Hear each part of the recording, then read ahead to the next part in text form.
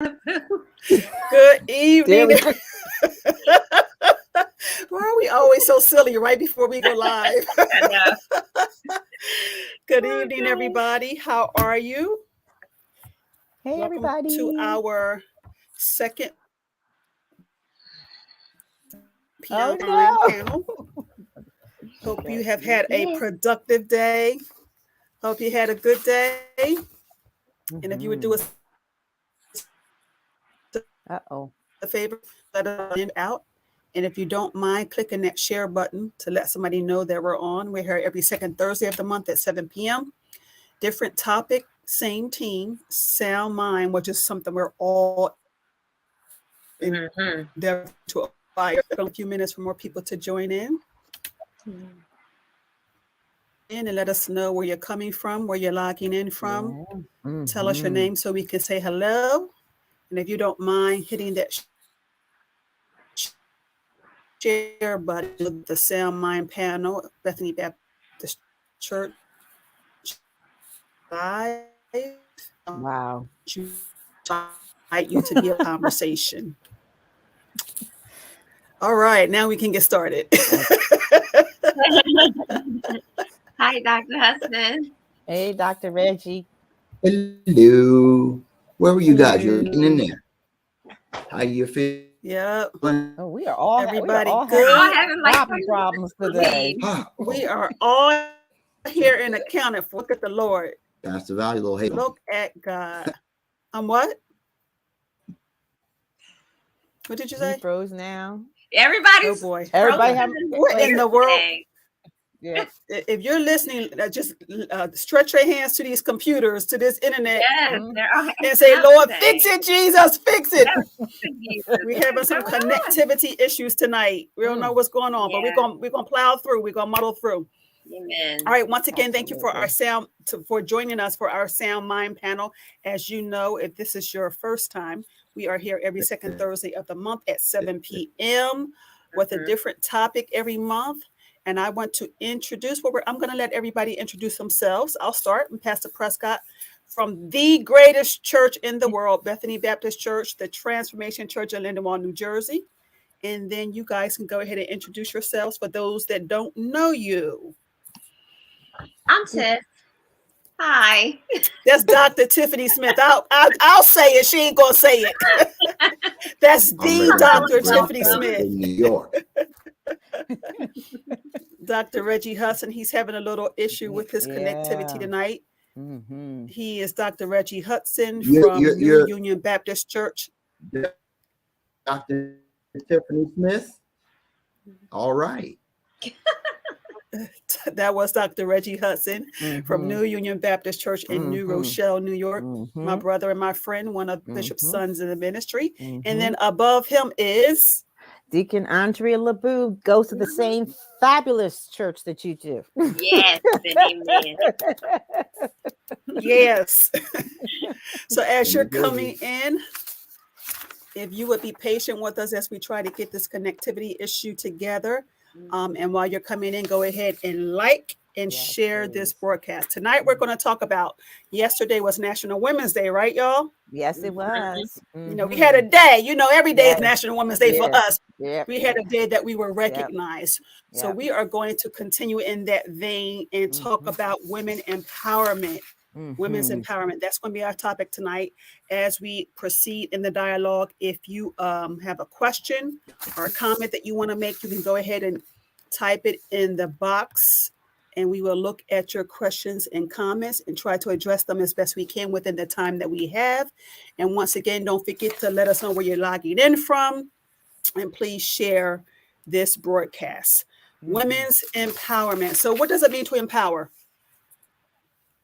Um, That's a big word. that, Mhm. that's a loaded word, right? That's Um, it can be so many things.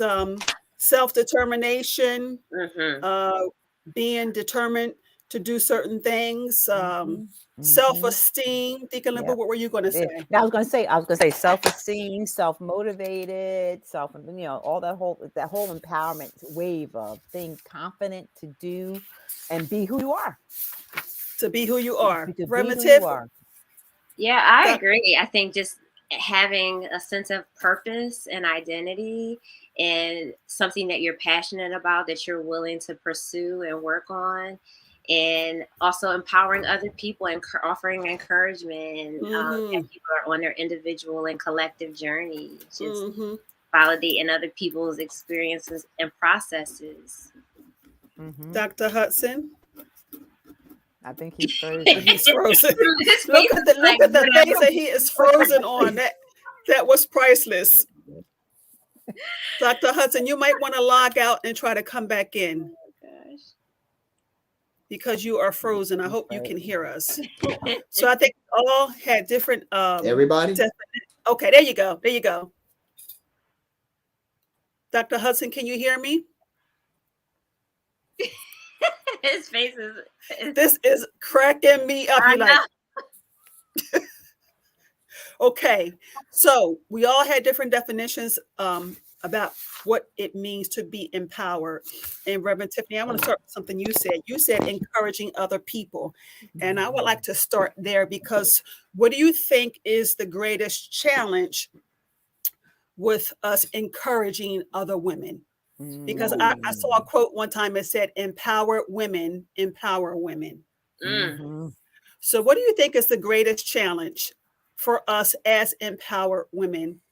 yeah. What's the greatest challenge in empowering other women?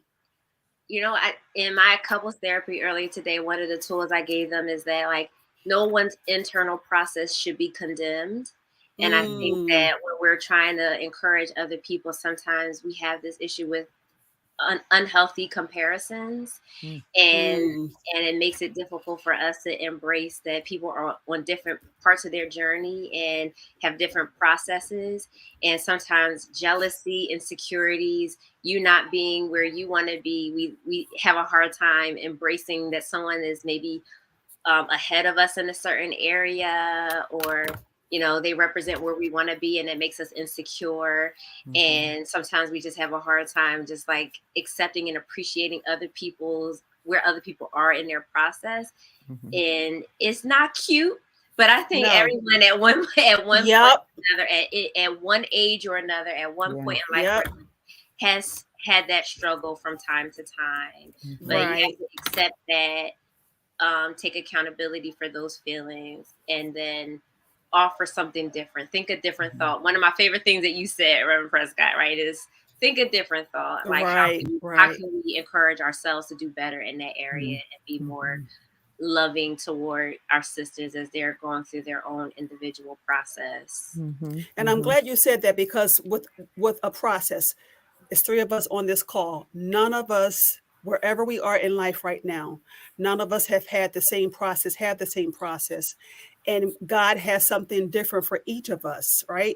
So we tend to look at the end result. Like I'm going to look at Dika Libu and say, she went to school and she got her degree. How come I can't do that? God favor her. But I don't see that she's up to 4:00 in the morning studying and writing papers and making sacrifices so she can get that paper done, and drinking 4 cups of coffee so she can stay awake. You understand what I'm saying? We don't see that. We see the cute side of it, but we don't see the ugly side of it. And then I think the other thing, Reverend Tiffany, to your point, I think the other thing is that God will never give us something that we're not ready to steward.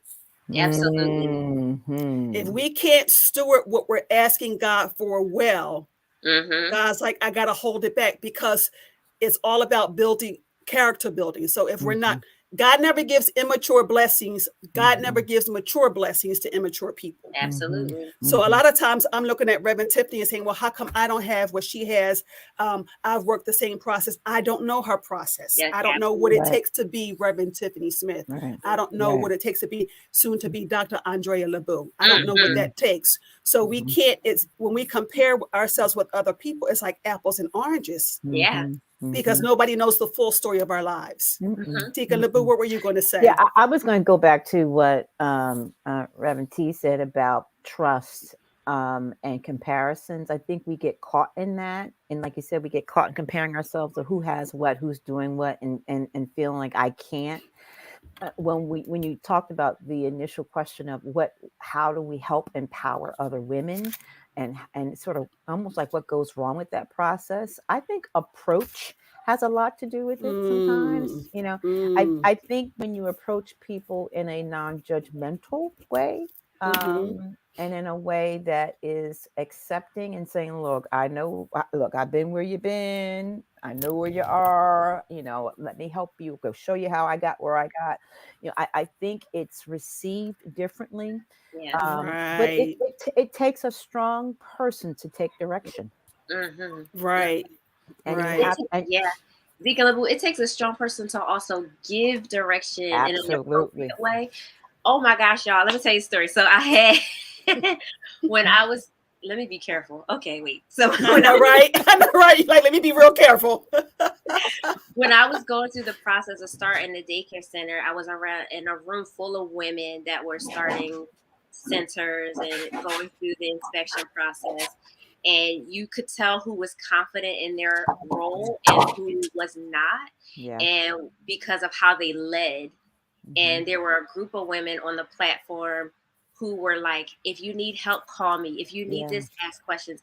And then there was this one woman who got up there, and I was like, wow, she's going to be the one who gets up there and changes the whole dynamic. And she got up there, and she's like, if you do this, I'm going to write you up. If you do this, if you do that, and it just deflated everybody in the room. And it was like times when we get into a certain position and we feel like we've arrived, we don't recognize that comes with responsibility. That when you come to a certain place in your journey, that it comes with some type of responsibility. You can't get there and then deflate everybody underneath you like, I'll do it. And so I think a part of empowering other people is learning yourself, being a good leader, being willing to share something and give back, and not using your growth as a means to, deflate in other people. Right. Elevate yourself to the point you can't help other people. Yes. Right. Because one of my pet peeves with anything in life, if you're trying to help somebody or mentor somebody or show somebody the way, one of my pet peeves is us trying to make people think that we're perfect. Yes. And we got it all figured out. And we never made a mistake. I think we completely lose people when we say, I got here, but I didn't have a struggle. I've never felt insecure. I've never been jealous. People ain't trying to hear that because we're all human, and we all of us have had those type of emotions. All of us. Dr. Hudson, I'm curious to see what you have to say. We were talking about how to encourage and empower other women. I'm curious to see what you have to say from a pastor standpoint and from a male standpoint. How, in your role as a leader, do you empower other women in your church? Okay, well, first of all, congratulations for Women's History Month. Your month is longer than Black History. Black History Month. It's a blessing that now we're at that point, but still, a long way to go, where women are being honored, recognized, and given the opportunity and taking the opportunity to make their mark in life. Interestingly enough, I'm glad you asked that. You're a good friend of mine. Dr. Stephanie Quarles is an example. We met 30 years ago when I pastored my first church, and she was working for a major company, IBM, and was really high profile there among the executives and was very dependent upon. But she had this thing where she was believe it or not, a very person when it would come to speaking in front of people. And I think I might have told you, Pastor Val, the story that one time she came to me and she had this major presentation, and she said, can you help me? Because, I don't like talking before people. I said, no problem. So I'm spending some time going over some steps with her. And I just said, by the way, how many are going to be in this conference? She said, 2. I said, 2? You had me take all this time? But then the Lord began to show me some things about it. And I began to just speaking in the fact, a time is going to come. You're going to speak in front of thousands of people. A time is going to come. What's in you, God is going to just continue. Be you. Continue to just do what you do. and understand that everything, don't be afraid to fail. I always tell people they have not stopped making erasers for pencils yet. Mm-hmm. Okay. I don't mind if somebody in leadership drops the ball. Just don't keep kicking the thing. Pick it up. Mm-hmm. So she's a tremendous example of an empowerment, one who was a tremendous follower, still is, supporter, still is, but now has risen to the point where, you know, she she went and got her MBA with specialization in marketing and finance in 18 months. She got her doctoral degree in 18 months, which they usually give you 10 years to get. And she has her own not-for-profit. She has done a tremendous job in the area of education now, and high demand for many school systems. So that's the poster child, so to speak, when I look for empowerment. And one thing about it is, I don't care what is offered. You got to believe in you. That's You it. got to talk to you. You got to be able to. We can quote scripture. We're fearfully, we're wonderfully made. That's great. We know that. But do you believe that? And understand, you never should become the prisoner of somebody else's choice or opinion. Absolutely. Absolutely. And that brings me to a point how as empowered women, we need to build and work on self-confidence. I said earlier when you weren't on the call that God gives us opportunities that we're able to steward, and that everything big starts small. And the example you gave with Pastor Stephanie, she had to build her confidence speaking in front of 2 people before God elevated her to speak in front of other people. So And had I to fail think, to rise. right. And then you said, give and take the opportunity. The word that I heard the loudest in that statement was take. Because sometimes we're given the opportunity, but we shrink back. We say, God, I'm ready. I want to do it. I can do it. And then when the opportunity comes, we kind of shrink back because we have this misconception that when we have to do something, we should never be afraid. How many of us have done things, and to be honest, we just had to simply do it Did afraid? it afraid.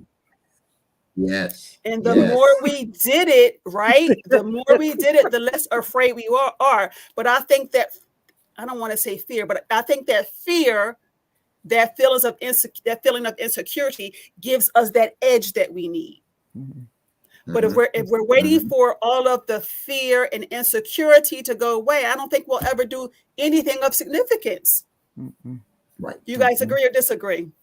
I agree. You ain't lying. Pastor Val, you in particular, and all of you, I think I said last time, have shattered some serious ceiling. Glass is still falling from it. But you really have, Pastor Val, shattered the ceiling in the ministerial area. I mean, I remember coming up, when men just were gobble-dose, and some still may be, where That's this putting it pretty. intimidation of women preaching. Intimidation, but I mean, here it is, because you were faithful over the years, as far as I know, about 15 plus 20 plus years, faithful, committed, supportive, in the front when you had to be, very powerful in the background when you needed to be. And my whole thing is, if you prepare, your time will come. And now look, you're a pastor. You're number 3 in terms of pastoring the church, which I know you don't want to do, but still, where you are now, one of the most powerful positions in the country among a major church. You see what I'm saying? And it's not getting there, it's how you act to stay there. You're the same person before the elevation. Thank you. Than you are now. Although you do meet the responsibility and challenges. So kudos to you, and from that perspective. And I think that's a great power in this month. And of course, Deacon Andrea and Reverend Tiff, Dr. Tiff, you guys just continue. Every month when you come on, you don't really realize the impact you're making. People may not tell you, but somebody gets off this call, and if nothing else, it makes them think. Amen. Why not? And that's important. Right. Mhm. Because at the end of the day, if God could do it for us, he could do it for you. Mm-hmm. Because God is not a Absolutely. respecter of person, he's a respecter of principles. So Mhm. I think a Mhm. lot of times we want the elevation, the title, the whatever it is we're pursuing, but we don't want the work. Mm-hmm. And you Amen. can't disconnect the elevation from the work, Mm-hmm. Amen. right? Mhm.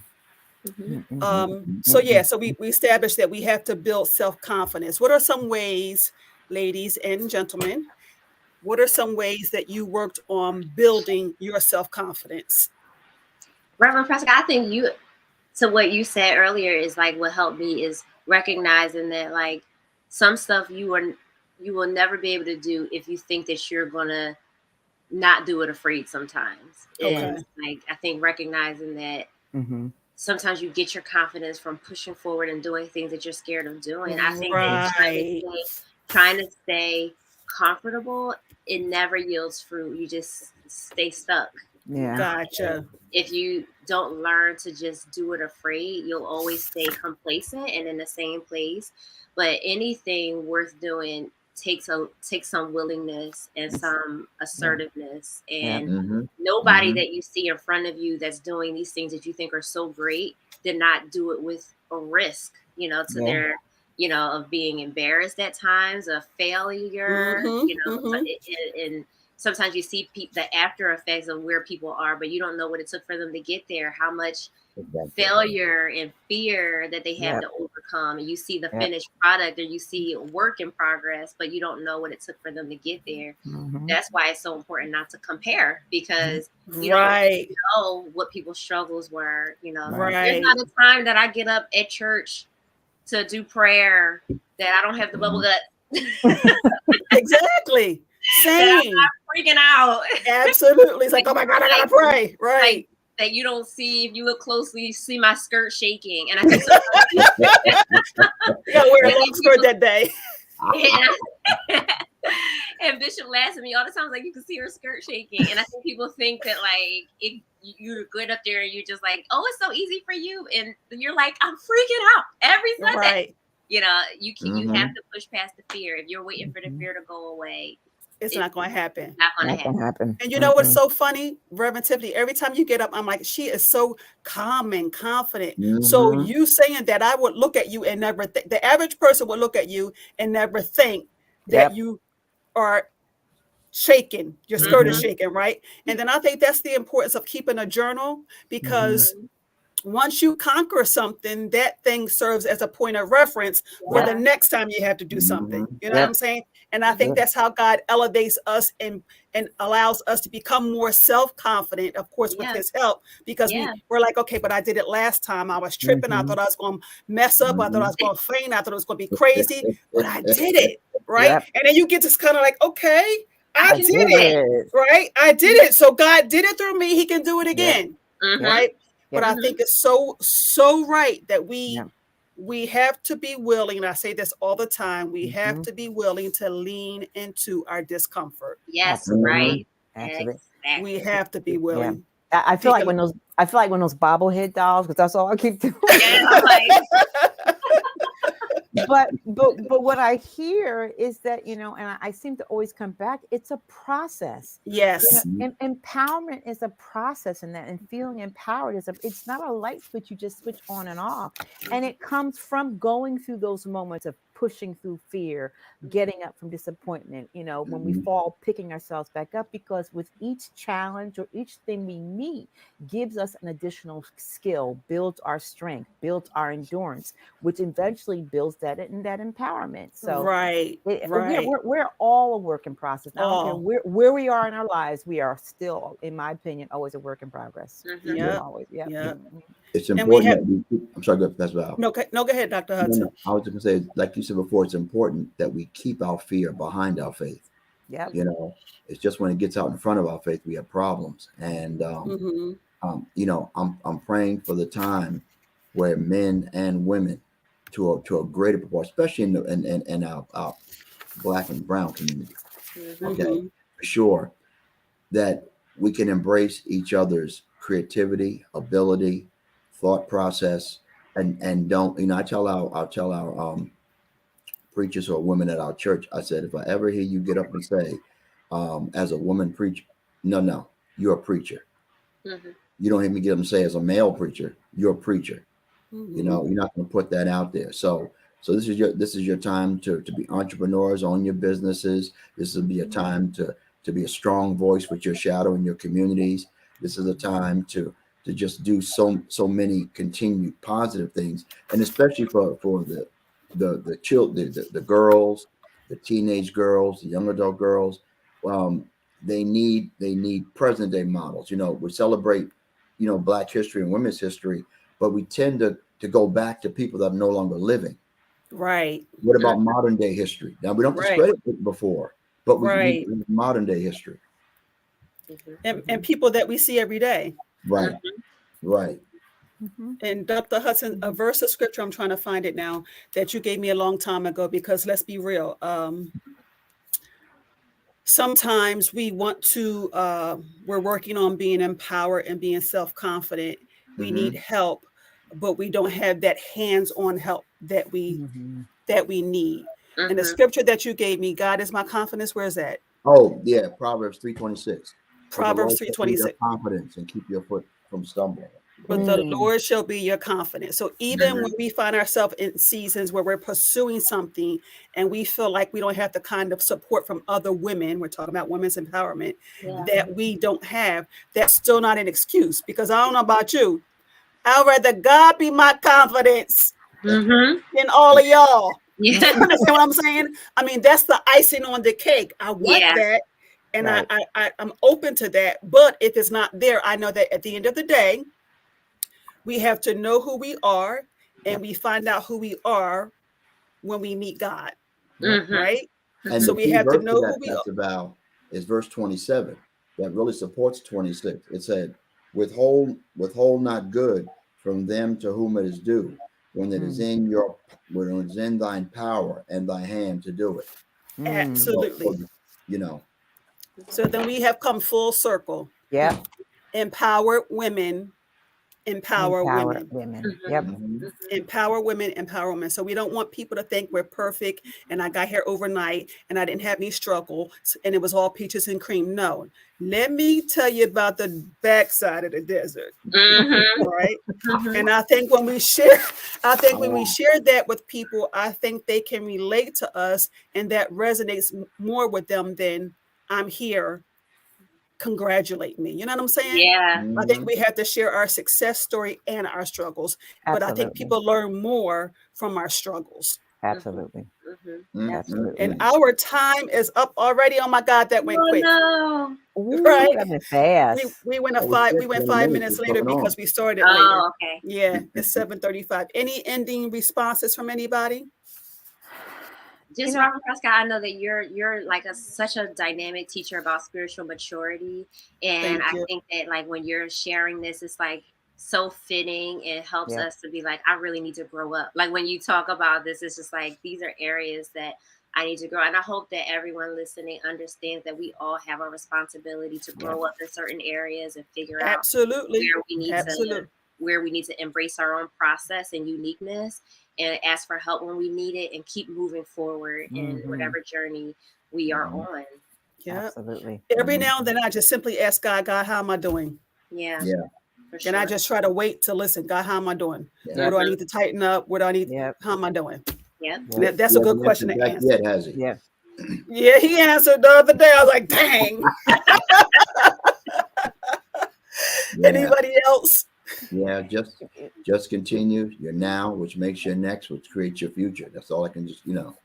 Wow. What else can you say to that? Really? Right. You know, and it really is. It's that says it all. And I always think there's somebody listening who doesn't feel what we're saying and can't identify. When we talk about empowerment being a process, I challenge everyone, just look back over your lives and pick out one thing that you got over. One thing. Yep. And use it as your point of reference. And use it as your point of reference. Absolutely. Yep. And I'm going to end with this again. Everything big starts small. That's right.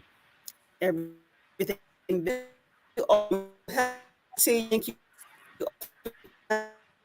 Thank you all for Oh. tuning in to our SoundMind panel. Again, meet us back here the second Thursday of every month at 7 p.m. And if there are some topics you want us to cover, go ahead and type that in the chat or send us an email, social@gotobethany.com, and we will try to address those topics. All right. You guys have a good night, and we will see you soon. Take care, Good to see everybody. everybody. Have a good evening, everybody.